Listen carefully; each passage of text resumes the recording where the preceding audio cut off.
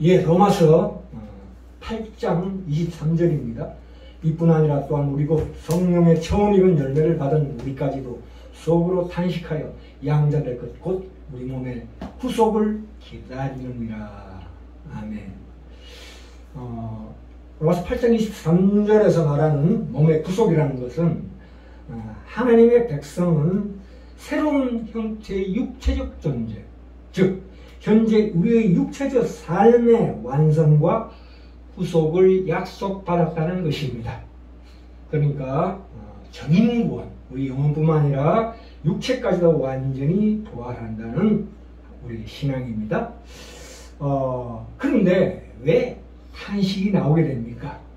이 육체의 부활은 이미 시작되었지만 아직 완성되지 않았기 때문입니다. 자, 이게 바꾸어 말하면 육체의 부활이 아직 완성되지는 않았지만 이미 시작되었다라는 뜻입니다. 현재 하나님의 새 창조, 재창조가 우리 삶 속에서, 우리 현실 속에서 진행되고 있다는 말씀입니다. 이 로마서 8장 18절부터 26절에 보시면 자연계의 탄식이 있고 우리 환경과 조건으로서의 현실에서의 탄식이 있고 또 성령님의 탄식이 있습니다. 그런데 20절에 보시면 피조물이 허무한 데 굴복하는 것은 자기 뜻이 아니요 오직 굴복해 하시는 이로 말미암음이라 이렇게 말씀하십니다. 그러니까 하나님의 진노 아래 모든 것이 다 숨죽이고 하나님의 자녀가 하나님의 영광에 이를 때까지 탄식하는 일이 있을 것이고 안타까워하는 일이 있을 것이고 한숨 쉬는 일이 있다는 것입니다. 그러니까 우리의 신앙생활의 대부분을 이 탄식과 눈물과 한숨이 차지하고 있다는 것을 반드시 기억해야 된다는 말씀입니다.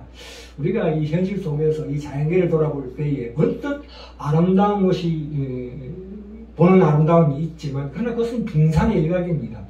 우리에게 다가오는 여러 가지 현실 속의 아름다움이라는 것은 빙산의 일각이다. 왜냐하면 더 큰 보이지 않는 곳에 그 공포와 두려움이 있습니다. 인간에 당하는 재난 같은 것도 그런 것이죠. 그러니까 이 세상의 환경, 조건, 시대, 이웃과 우리 혈육, 그리고 우리 건강, 어떤 재난들로 말미암아 우리가 하나님의 말씀대로 거룩하게 살도록 내버려두지 않는다는 것입니다.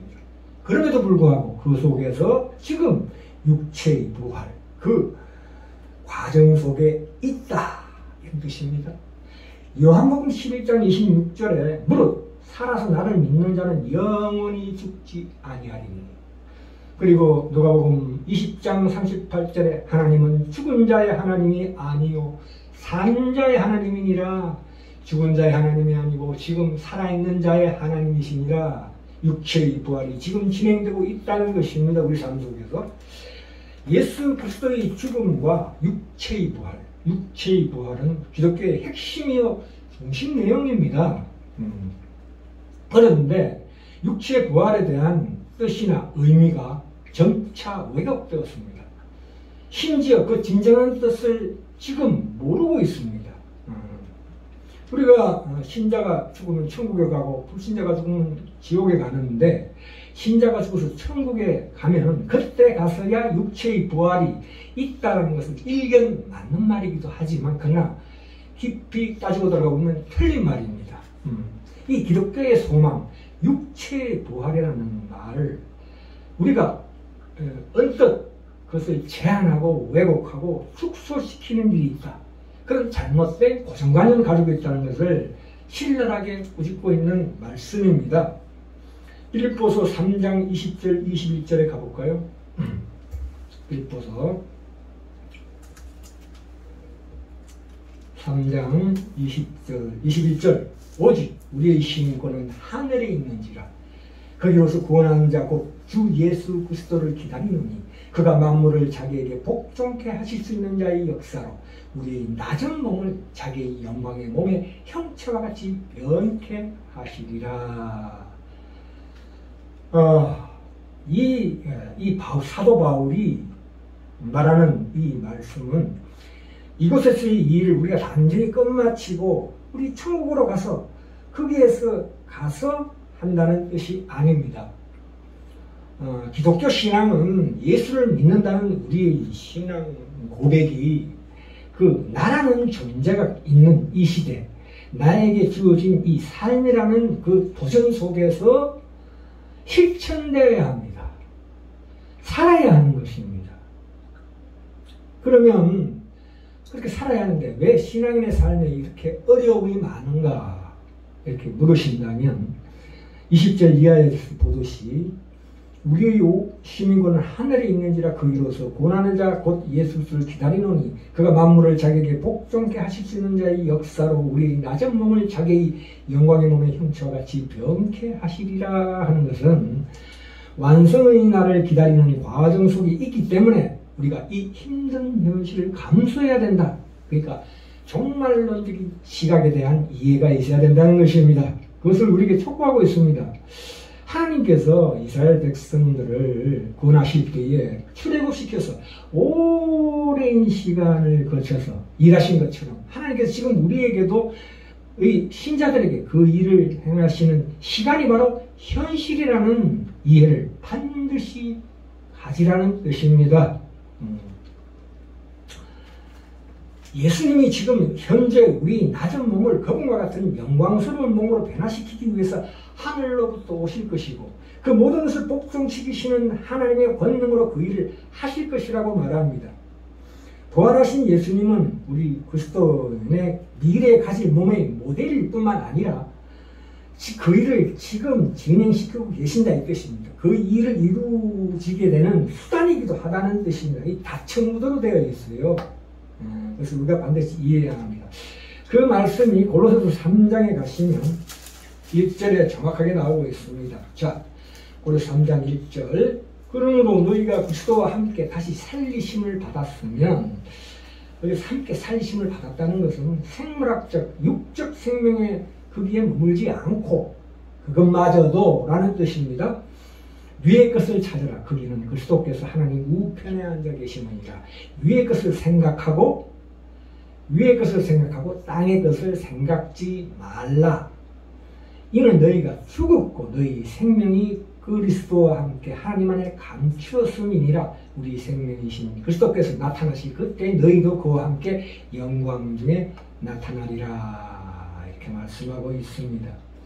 바울은 우리 생명이신 그리스도가 나타날 때 우리도 그와 함께 영광 가운데 나타날 것이라고 말하고 있습니다. 이 말씀이 언젠가 그분께로 가서 함께 있으면 그때 부활한다는 뜻이 아닙니다.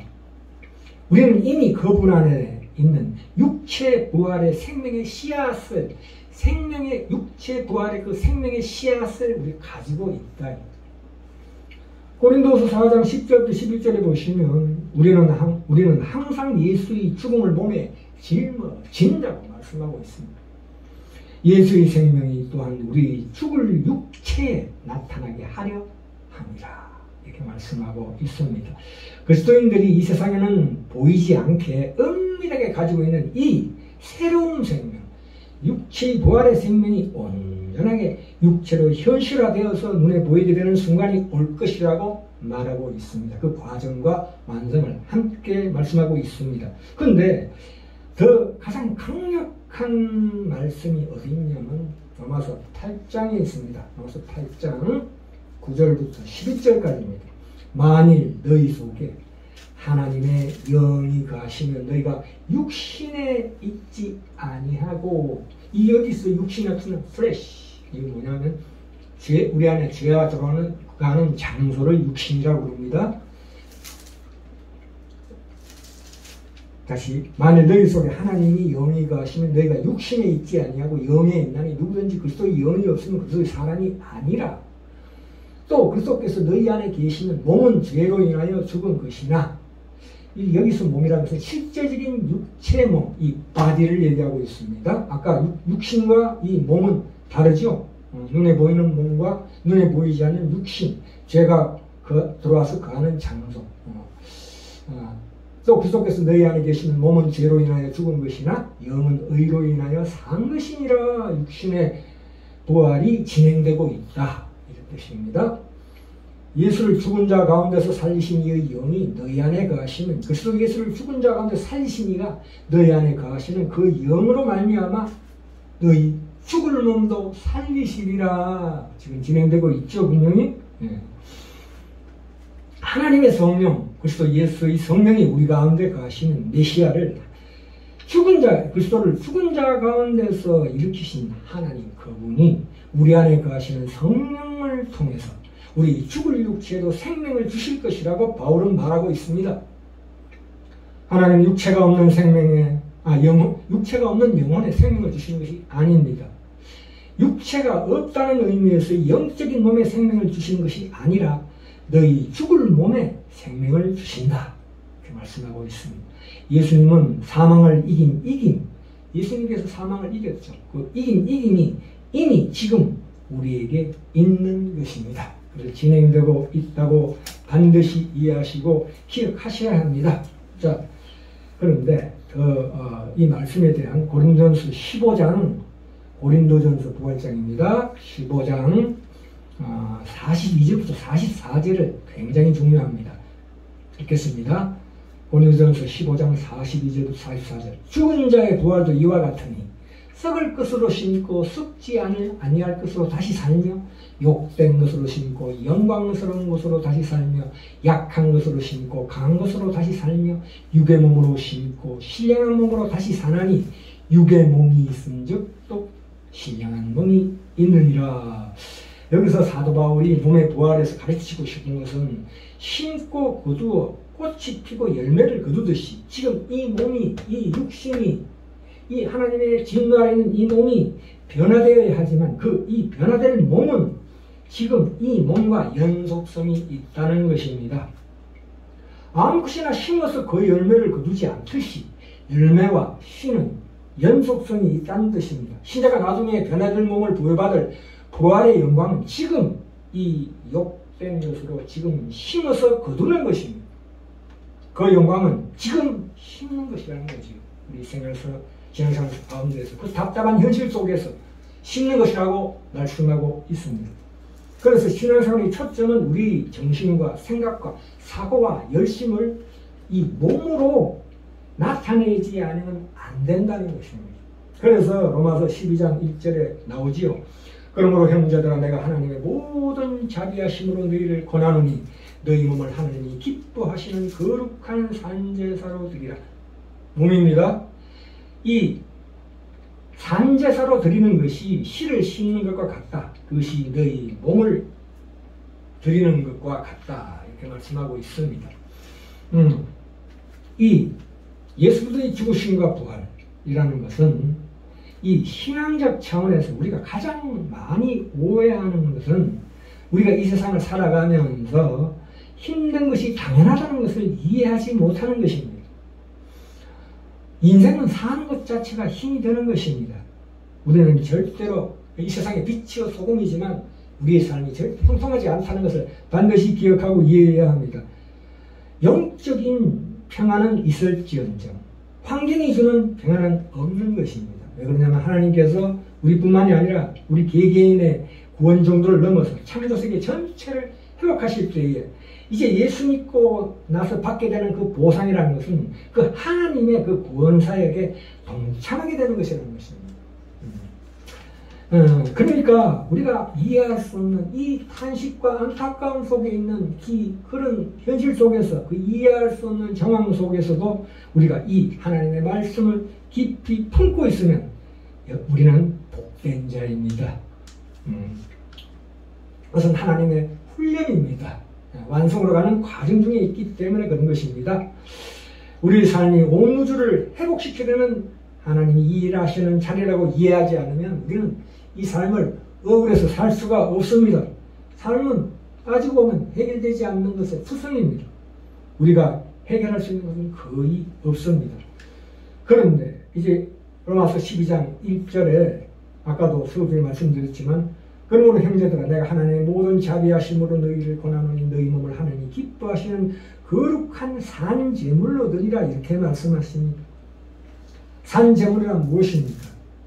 구원이 죄인된 인생과 신자된 인생을 어떻게 정확하게 나누는가를 우리 현실 속에서 누려보고 정언하고 살아보라는 이야기입니다.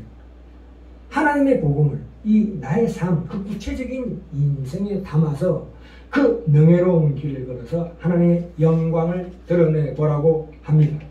그러니까 인생과 세상이 얼마나 헛되고 거짓되고 더러우며 살 가치가 없는가를 확인한 자들만이 이것을 깨달을 수 있습니다. 이 구원의 영광, 진정한 명예, 너희 몸을 하나님이 기뻐하시는 산제물로 드리는 그러한 삶을 사시기를 간절히 축원합니다.